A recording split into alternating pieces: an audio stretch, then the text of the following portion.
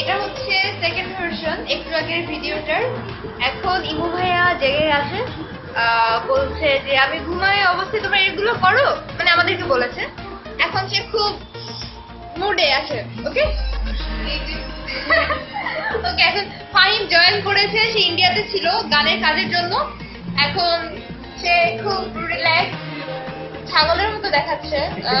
ওকে, এখন রাশেদ ভাইয়ের কাছে যাচ্ছি। রাশেদ ভাই কিন্তু স্মোক হচ্ছে। হ্যাঁ, এই যে আমাদের সুইট রাশেদ ভাইয়া এত সুন্দর কাজ করেছে, মানে 100টা ক্যাডবেরি দিলেও কাজ হবে না, এত মানে কি বলবো, খুবই সুন্দর।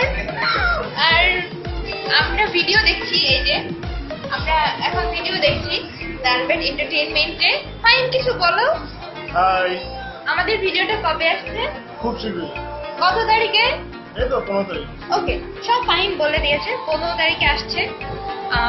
খুবই সুন্দর হয়েছে, মানে সবাই খুব পছন্দ করছে, আর আপনারা তো অবশ্যই অনেক পছন্দ করবেন।